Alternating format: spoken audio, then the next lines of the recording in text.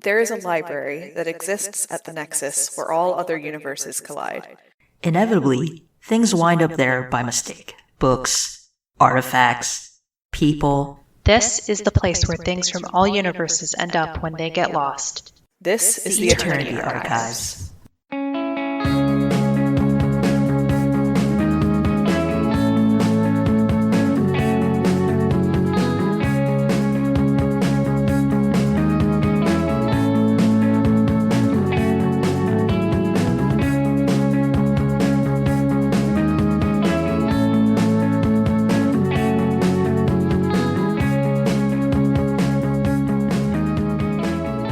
Everyone, welcome to the Eternity Archives. We are an actual play tabletop podcast where we take on the roles of archivists traveling to different realities and playing different tabletop games.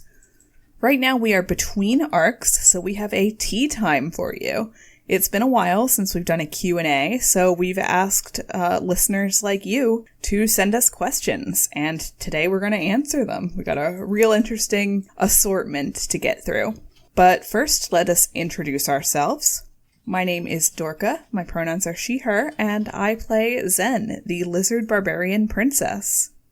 And these are my co-hosts. Hey everyone, my name is Bappy, my pronouns are they, them. I play Real de Jaquel, the tiefling, baby adult person. Thank you for not saying adult baby again. Oh, dang. And I'm Ziva. My pronouns are she, her, and I play Linda, the adorable human office lady. All right. Well, with that out of the way, I've broken up our questions into 3 different categories. We have questions about the library and the podcast. We have questions about tabletop gaming in general, and we have just a few personal questions just about us.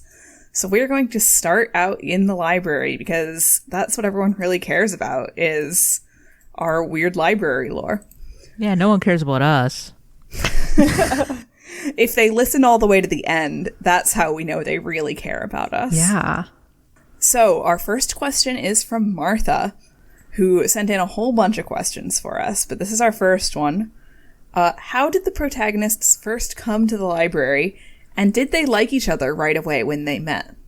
I kind of touched on it at the end of the Wander Home arc. Ril was at a party that did not go well, and so they ran away, and then they just kind of stumbled into some kind of shelter. It was raining very hard, and then that's just how they ended up at the library. I don't think they disliked Zen or Linda when they met them. I'd say they got along pretty well since the start.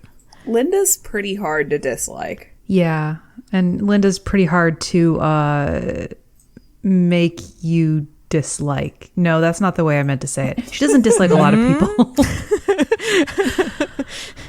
I think Zen and Ril were a little more iffy on each other at first. Yeah, they're very opposite personalities. Yeah, and I think we've touched on that a little bit, like throughout the show and our different arcs. I think they're much closer now than they were before. Yeah. Zen also mentioned at the end of Wander Home that she was, like Ril, running away from something. She was being chased by, let's say, bad guys, and ducked through an archway in some old ruins and escaped. But that's because she was suddenly in the library and not where she used to be. So, you win some, you lose some. Wow. Zen considers us a loss. So Linda was having a series of extremely normal days, by which I mean kind of boring days. You know those days in the office where like you come in, you clock in, and then like you blink severance mode and the day's over? She had a lot of those. And so she was a little excited when her boss asked her to go to some weird part of the building she'd never been in before. She opened a door to a supply closet she'd never been in, and she was not, in fact, in a supply closet. She found herself in the library. She was, I think, probably more excited than the others to be there because like she likes new things and she's very socially driven. And so for her, it was like, oh man, a whole bunch of new friends. But I also think that she's enjoyed getting to like really know people as friends and not just as like coworkers or casual acquaintances. And her boss is still waiting on those TPS reports. Yeah, he's never going to get them. Your boss is like definitely in jail because he's the prime suspect of like your missing persons case. Okay, so our next question, also from Martha, is have any of us found any cool places in the library that we haven't talked about yet? I like to think that there's like a really cool aquarium somewhere, and not an aquarium like a fish tank, like one of those ones you see at like the professional aquariums where it just keeps going back and back and back, except it's the library. So it probably is like an infinite aquarium and there's all kinds of weird sea creatures in there. It just sounds kind of nice. Sounds fun. I was gonna say a swimming pool, and right now I am combining those two. Oh, sick. You can get in the aquarium.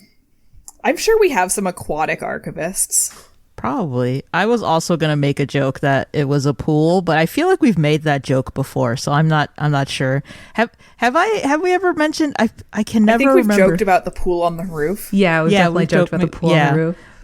Have we ever talked about like a hydroponics garden? I can like never remember what we've actually talked about and what I've just like imagined in my head. But I figured they got to get food somewhere, so like a ever expanding hydroponics type garden. I mean, it's not like the library is missing space, right? Like, so maybe there's a farm in the library somewhere. Maybe there's a farm room. That'd be pretty rad. All right. Our next question is from our friend Kat. You may remember Kat from our Heroic Chord arc.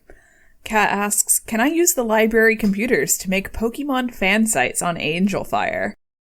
And, Kat, I'm going to say that you can use the library computers to do pretty much whatever you want. There are no firewalls here. Wow, there must be so many weird viruses on these computers.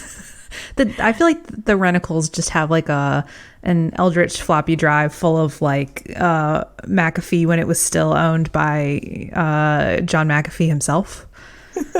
And they just there's constantly flipping floppy drives in there and fixing the viruses because there's got to be a ton of weird viruses we've never seen or heard of before. And we never will because the Renticles are on it.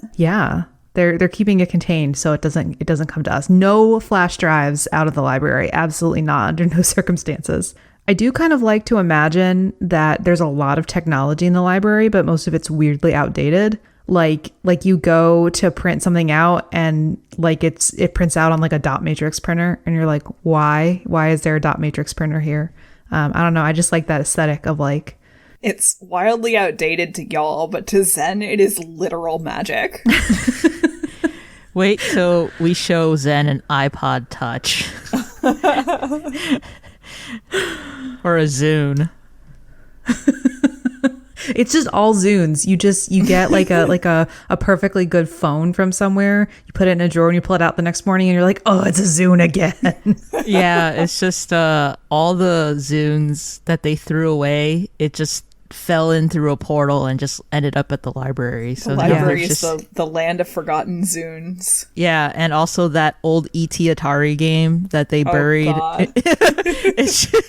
All the ones that didn't end up in the desert, they're all in the library. You put in any video game and there's a good chance it's going to be E.T. Atari. Yeah, Real hates that so much. All right, our next question is from Martha again. Does the library have any windows, and what do you see when you look out of them? In my mind, like, there are windows, but they're kind of like those fake windows that, like, just kind of have, like, a painting of a landscape on the other side, and, like, nothing really outside of them. So that's just what I envision. Yeah, I want to say that you could look outside and see, like, galaxies and stuff, and it'd be cool, but, like, that... I think if we could actually see where the library was, it would freak all of us out. Yeah, I mean, I always thought there'd be windows, but you just look out and it's like vaguely space. So maybe it's real space, or maybe it's not real space, or maybe it is just like the Windows 2000s, like Green Valley background. I think the only one who's been outside of the library is Magnolia, and we don't know how they got out there. Yeah, how did they like not explode from the like pressure of space? It's very suspicious vacuum for a normal human. Yeah. They must have found a spacesuit. A normal human spacesuit. Is there an airlock room? Like, can you leave the library? No one knows how they got out there. Interesting. Yeah, I think we're gonna chalk that one up to So our next question is from Quest.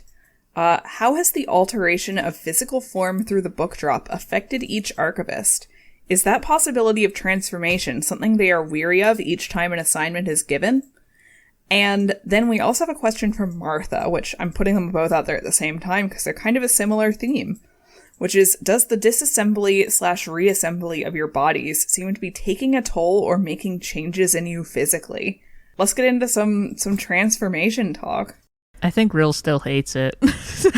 Like, as someone who has been at odds with their physical body, but also like being in the library and growing into themselves, it's sort of like the evil I guess, is like more comfortable than something you don't know.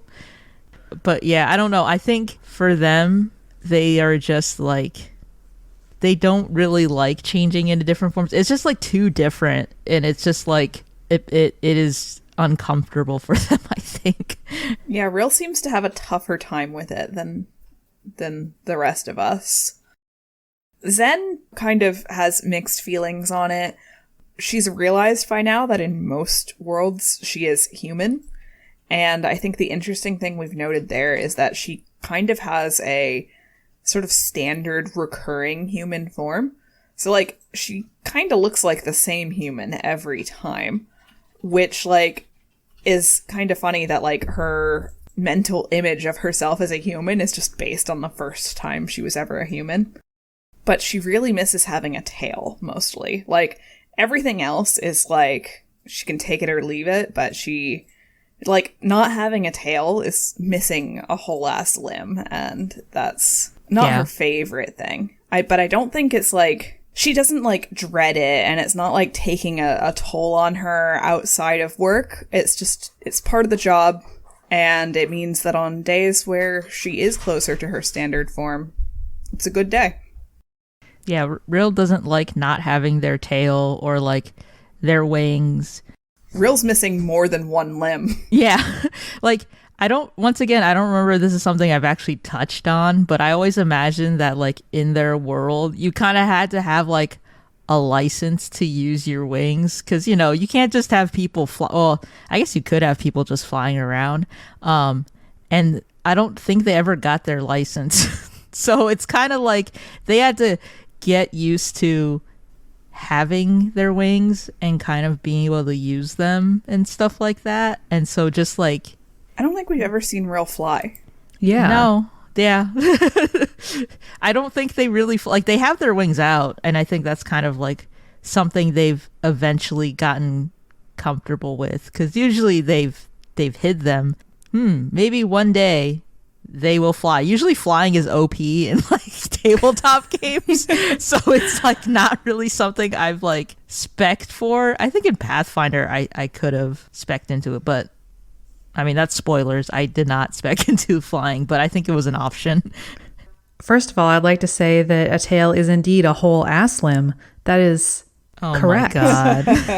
But the thing that I was going to say that's actually like relevant to the question, not just me being an ass.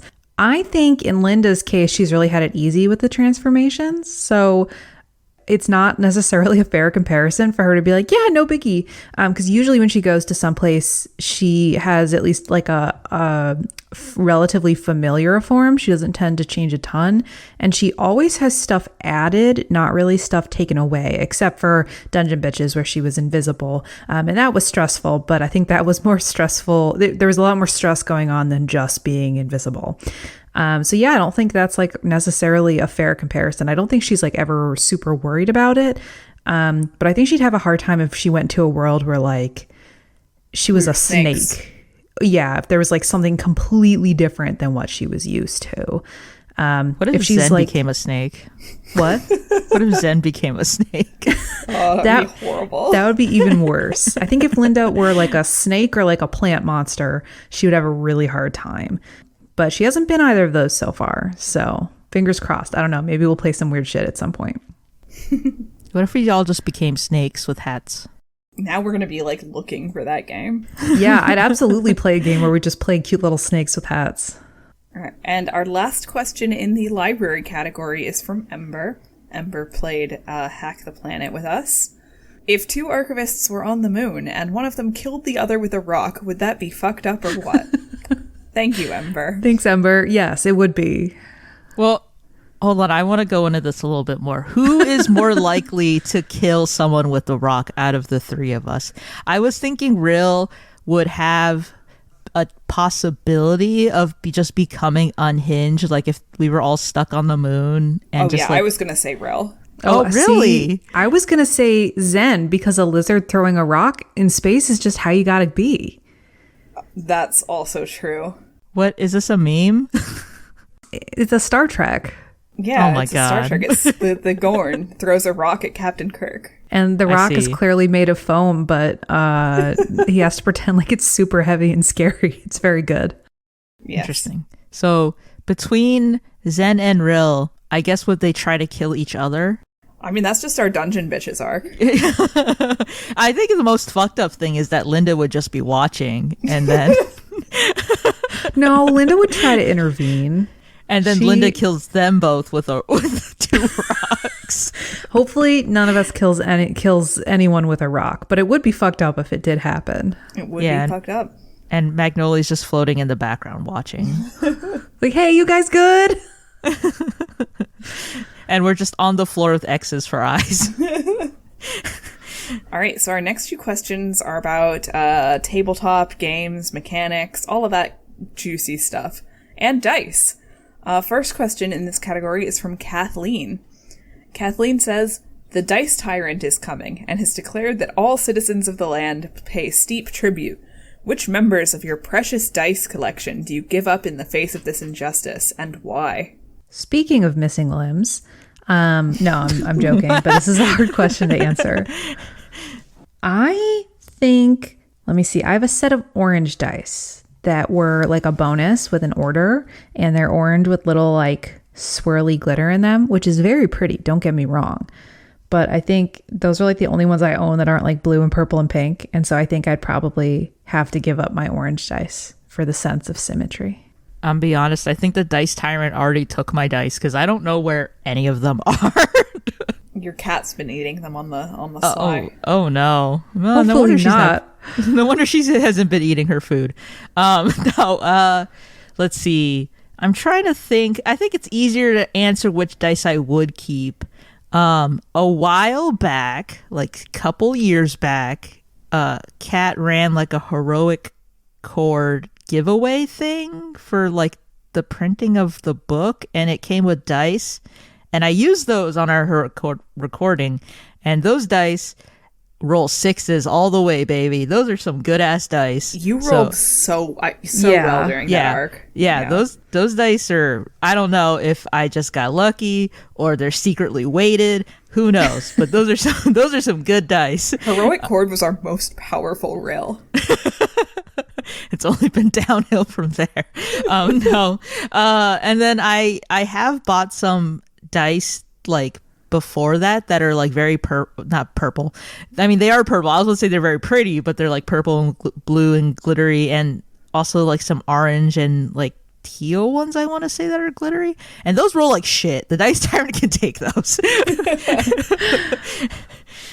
I have a set of disappointing dice. A couple years back, I got some Kickstarter dice, which was like this set of dice with like a liquid core. So when you roll them, it's supposed to be like swirly and pretty and stuff. And when you bite into them, the jelly comes out into your gushers. So I have these like liquid swirly dice, and I've just found that like the effect just isn't as impressive as I had hoped for. So I would sacrifice those to our dice tyrant. Did you try eating them, though? I would rather not. Okay, Ram, come eat these dice. Ram has the dice cravings. She's gotta. All right, so speaking of dice, we have another question from Kat. Which dice mechanic is your favorite, and why do the other ones piss you off? I'm going to get in here before anyone else and say that my favorite dice mechanic is the escalation die. Ooh, that's an excellent choice. Yeah, that's a good dice mechanic. I can't think of what my favorite dice mechanic is. I can think of what my least favorite dice mechanic is, and it's just rolling a d20 and adding stuff to it. I just fucking hate it. Okay, because like you are supposed to be good at this thing, right? I'm sure I ranted about this before. I'm just gonna rant about it again. You're supposed to be good at this thing, right? So you roll a d20 and you add a fucking modifier to it, and the modifier is like, oh, you have proficiency. You have a +7, blah blah blah. You have like, let's say a 10 is average and a 15 is like a difficult check, right? And you just have this chance, if you have like a +5, which is pretty decent, like you have like a 50-50 chance to fail at something you're supposed to be good at, which is really and you're supposed to be like, it makes no sense. It's just a 1 through a 10 is pretty much a garbage roll. Even like an 11 to 15 sometimes could be kind of a garbage roll if it's something that's like really difficult, like a DC 20 or something, or even something that's higher in a DC 20. But you're supposed to be like this big badass hero, and you're at the whims of this fucking stupid orb, and I've rolled so many misses on the spell Guiding Bolt, which makes me very upset, because you think a spell called Guiding Bolt you would not miss on, because it's supposed to be guiding. It's guided. It has a direction. It has a GPS. It should be hitting things, and it's not. And like, what are you supposed to do? You just roll the die, and you're like, oh, fuck me today, I guess. Spoiler alert for our upcoming Pathfinder arc, we all rolled like trash. I hate it. I hate it so much. It's not enough mitigation to just be like, okay, you get a big fat number added to it, because it's like, RNG doesn't make sense. There are days where you'll just roll fucking 1s and 5s and below, and it's just like, cool. But that number added to it is meant to be the mitigation. Yeah, and it's not enough. That's what I'm saying. It's just not enough mitigation, because it's still completely, too much of it is reliant on good RNG, when it's like, and there's no skill to that. It's just you roll, and if you get unlucky, you don't get to have fun. I feel very differently about D20s, which is mostly just because they're my favorite die. They're very stimmy. I was thinking about like the reasons I like D20s, and that's just it. It's just really stimmy. If I'm taking my neurodivergence hat off, though, I really only like the rolling the d20s and adding a modifier when you're playing something that has a fun feel to it, or the randomness adds to the experience. If I'm like playing goof 'em ups with my friends, I got no problem with failing randomly, because sometimes that's more fun. But yeah, I agree that it's not very satisfying when you're like, I'm like the strongest barbarian in the world, and you roll like a 2 like every time you roll. It's very frustrating. It's just like, sorry, go on. No, my comment's less relevant. I was just gonna say, it's like that.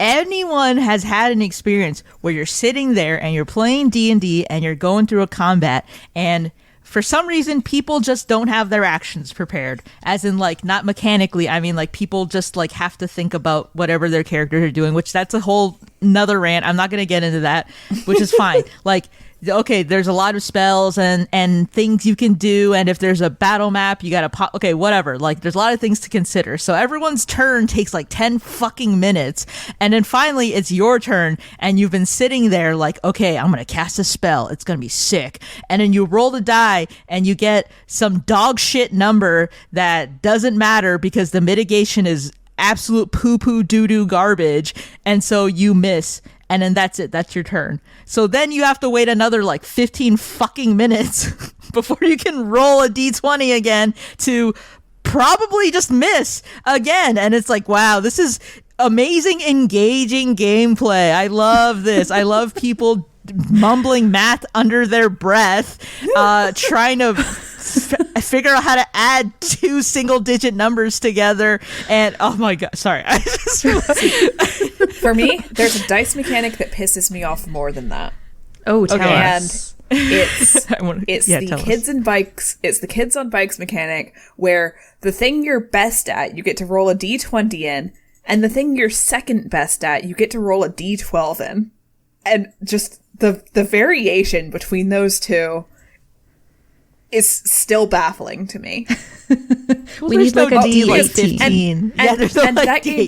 That game doesn't even have any mitigation. You don't get to add any numbers to that unless you have like your failure tokens from before. But like, no, you're just fucked in that game. If you're not rolling your best skill every time, there's no point in rolling. Yeah. Okay, so the question is, what is dice mechanic is your favorite, and why do the others piss you off? So for me, I've been playing a lot of board games recently, and I think I've just learned I just fucking hate dice mechanics. I hate all dice mechanics. Like, that's probably a controversial opinion in TTRPGs because like so much of it is like rolling dice and the clickety clacks. And I will admit that like throwing d20s or like a handful of d6s is like, and hearing them roll on table is like the sensory part of it is great.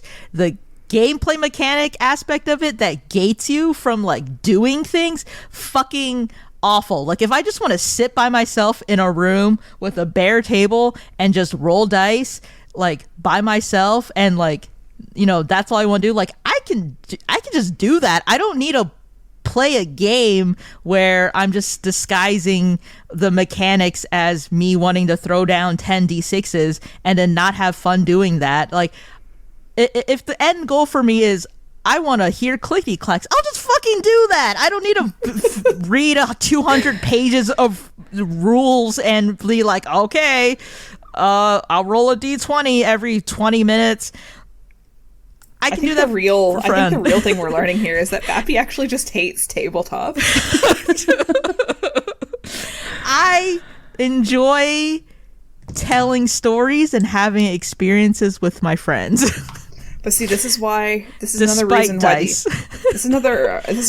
why the escalation die is so good, is because it adds more mitigation to your rolls. Yeah, yes, absolutely. Yeah, at that snappy combat, man, that shit is the best. I am not sure I have a favorite. I think mine probably is also the escalation die, but Dorca already called dibs on that. So I guess my second favorite is just anytime I get to roll either the D100, because it makes a percentage if you roll it with a D10, and that just makes my brain happy, again, with my neurodivergent hat on. Or anytime you get to roll a handful of dice, because it's just like really satisfying when you roll that handful of dice and you meet whatever magic number you need to. Yeah, it's just very satisfying. But the one that pisses me off the most, which pisses me off extremely, is the exploding dice, because you have to roll 2 crits in a row for your exploding dice to be worth it, and you never do that, and it's really unsatisfying. Rolling a natural 20 is like one of the most satisfying and exciting things if you're playing like a traditional D20 system. And so having to roll like 2 6s and then roll 2 6s again or whatever blows. It's super anticlimactic most of the time, and it makes me feel bad, and calling it exploding dice also really confuses me. I just hate it. I don't like it. Please don't make me do it. Do your crits some other way. Sorry if you love exploding dice, but I can't make it work. I'm not sorry for people who love D20. You people just have a gambling problem and you're just afraid to admit it. Wow. All right. Well, we're going to move on. We have another question from Kathleen. No, I hate dice so much. Well, you're going to be able to hate more things in this question. Okay, cool. All right. Kathleen has a history of sending us in these fuck, marry, kill questions. Thank you, Kathleen. We have another one this time, which is fuck, marry, kill for game mechanics. And our options are advancement from succeeding, like traditional XP from killing monsters in Dungeons & Dragons and most video games. Advancement from failure, a silver lining from bad rolls like Powered by the Apocalypse games and Kids on Bikes. Or milestone leveling, which is character advancement is story-based, like in Heroic Chord, or how most people play Dungeons & Dragons. This one's, unlike some of the others, is super easy for me, which is that I would marry milestone leveling because it's the best. It makes the most sense to me from both a storytelling and gameplay perspective. And it always feels good when you finish something and they're like, and you killed the boss and now you get 8 quadrillion XP. It feels great. I would fuck advancement from failure because it's kind of nice to have like a little upside to failure, but I always forget to do it because I'm too busy thinking about what I'm going to do next to recover. And I would absolutely kill advancement from succeeding because it works great in video games and it's super fucking boring in D&D because all it does is encourage you to kill a bunch of monsters and stuff. And it's like, I can roll RNG and kill a bunch of monsters in Skyrim. I don't have to do it with my friends with a bunch of dice. It's just like the most boring way to do it. I feel like I don't have to answer this question now because you just said everything I was going to say word for word exactly. Oh, I'm sorry. I was the idea thief. Oh, no, Okay. you're just right. Okay, so let me paint you a picture. I am on the moon. On the moon, I am stuck with these 3 ideas, right? Are you going to kill one of them with a rock? I am going to kill one of them with a rock. But first, I'm going to make a beautiful homestead on the moon with 2 of these ideas. And the one I would fuck is I would fuck milestone leveling because that is, in a way, advancement from failure is kind of wrapped up in milestone leveling because it's like if you fail to kill the big bad, then like, you know, your DM can still be like, okay, like at the end of the session you failed the fight, but I'll still give you a level. So I will fuck that, and I will go into further why I would marry advancement from failure, because to me that is an explicitly stated game mechanic where you are gaining something from failing, and that is a way to mitigate dice because everyone just fucking loves dice so much. It's fine if you fail because you still get something out of it, because it's not just I roll a d20 and I get a 1 and now I'm just fucked out of having fun or doing anything with my turn. It's like, okay, cool, I get an EXP point. You know, at least I got something out of it. And the downside of that is maybe you don't get level ups as quickly as someone who's failed a bunch, but that's why in like Monster of the Week, for instance, you still get EXP at the end of each session. You would do both. You would do advancement from failure and you would do milestone leveling. So that way you're not like fucking someone out of level ups just because they did well this session. Like that's not fun either. And then the one I would take out back and I would find the biggest rock to smash it with would be advancement from succeeding, because I just yelled about for 10 to 15 minutes about why that's a problem in dice games with very little mitigation, because sometimes you're just not going to be succeeding, and then you just don't get anything from that. Like this is capitalism, but with tabletop games. And also, like, here's the thing I will point out. People will do their best to make these things like video games and make it grindy. Like when you grind in a video game, you're just killing monsters to get EXP, and that's totally fine in a video game because I can just like hit auto battle and then just like zone out. Whereas if you're grinding in a monster fight, let's say you're fighting waves of monsters, you're just sitting there for like 2 hours like rolling dice, and once again, what's built in a dice roll? Shitty dice rolls and shitty RNG, and I don't want to deal with that. So I would find the biggest D20 shaped rock and I would kill advancement from succeeding with it. All right. And I would go back to my 2 loving spouses at my moon homestead where we will have fun, and they understand how much I hate dice. All right, our next question is from Martha, who asks, are there any other game systems you're particularly eager to explore? And oh, Martha, we have lists. And lists and lists. There are probably too many that are on my list, one of which that I'm most excited to play. I'm not going to say because it's a spoiler. You'll find out at the end of Pathfinder here in a little bit. But one I said before that I really wanted to play and I wasn't sure if we could was Shadowrun. And I finally gave in and bought the beginner box, which means at some point we're going to be playing Baby's first Shadowrun because I just gotta. It's one of the classics and I just love a cyberpunk urban fantasy. So that's definitely on my list. I'm very eager to check it out. I might run it at home with like my partner or something so that I'm not stumbling into it the first time. Like, I don't know what I'm doing because I'm not going to know what I'm doing even more so than normal. Yeah, maybe like I'm really a Baby's first shadow crawl. Yeah. Shadow crawl. Exactly. I think for me, a lot of the games I end up being interested in, they either look way too edgy or they're like some variation of Powered by the Apocalypse. Like I was looking at, what is it? I think it's called Apocalypse Keys. That looks really cool, but like a lot of these like more edgy games, I'm just like, will this fit in our narrative or like would it just make everyone depressed again in character? So I don't know. I'll have to parse through all the things. There's also another one called like The Spire, which is kind of like, I don't know if it's cyberpunky, but it's like kind of like near future but with like fantasy races and stuff like that, and that one's also kind of like a little more depressing because it's like fighting against oppression and stuff like that. But yeah, maybe we'll play one of those in the future if I delve into it a bit more and I'm like, okay, this won't make everyone sad.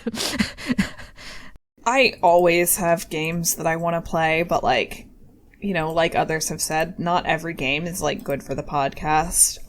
For like personal stuff, like personal games, I would love to play more like Thirsty Sword Lesbians, and but that's another Powered by the Apocalypse, so it's like we've already done stuff like that on the podcast. I would love to play more of Star Trek Adventures, which is a really interesting system, but it's also like pretty complicated, and I don't know like how interesting it would be in a one-shot game. But I don't know, maybe I'll get to it eventually. Maybe I'll play it. I do really like Star Trek. I also, for me, just myself, would love to play more like solo games. But that's bonus material. So Dorca's gonna take us to the moon and kill us with a rock. It's true. Just have her own podcast. Yeah, the PBTA thing is like such a bummer because there's so many awesome PBTA games. But like we've already played one and we shouldn't play them too often. Probably at this point we could do another, but like we better make it worth it, you know? Well, I don't know. When's the last PBTA game we played? It was Monster of the Week, right? Yeah. So it's been like 10 years. chapters, yeah. And some of them are really like have a lot that is different. Like I would say Monster of the Week and Thirsty Sword Lesbians are two extremely different games. Yeah. Oh, I guess Dungeon Bitches was Powered by the Apocalypse. Oh yeah, that's true. But so still, that it's was been a like while. 2 and that years. was another extremely different game. Yeah, so that's true. Maybe we'll sneak some in there in the future. Stay tuned. All right. Last question in our tabletop category, also from Martha. When you envision your favorite game, whether it exists or not, what are its hallmarks? Cool magic. Dice mitigation. Dinosaurs. Okay, we can work with this, honestly. Yeah, this already sounds pretty legit. Yeah. I think there aren't enough games out there that are like really about dinosaurs. Well, why don't you make one? I am. Oh, well, there you go. I have more than one game being written right now that are focused on dinosaurs. But I need to like actually like buckle down and do the work on that. What's your dice mitigation in these games? Still working on that. Okay. If you don't work on it right, Bappy's going to come to your house and pee on your front step. Yeah. Bappy's like, if I have to roll a single D20, so help me God. I will scream, I will face God and walk backwards into hell. Your game is just going to be rolling flat D20s. That's it. All right. So on to our last category, which are personal questions. Kathleen is first, who has asked, what is y'all's favorite running joke on the Eternity Archives? I'm going to go all the way back to chapter 1 on this one and say non-lethal ranged damage. Yeah, that's a good one. That is an extremely good one. That's definitely one of my favorites. I think it's either non-lethal ranged damage or Elena, the banana lady. Yeah.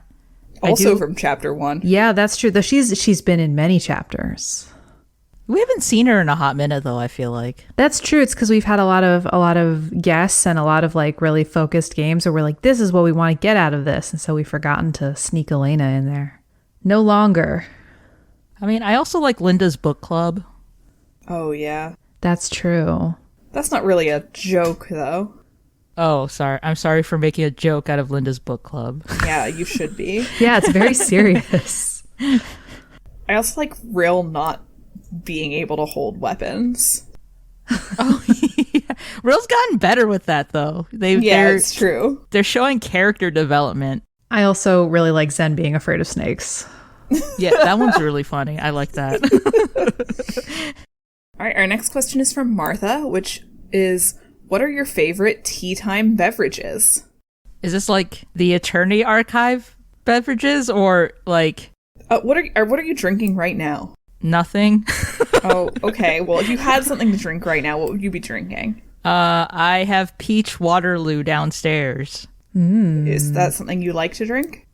Yeah, I like sparkling water. I'm proud of myself for being a grown-up and liking sparkling water. I also it's good for you. Like sparkling water. It's delicious. Yeah, I usually end up doing sparkling water or a cup of tea of any kind, honestly. Usually black tea, but I have lots of different teas. And sometimes I'll do a glass of mead because it's fun. Mead. Honey wine. Mead.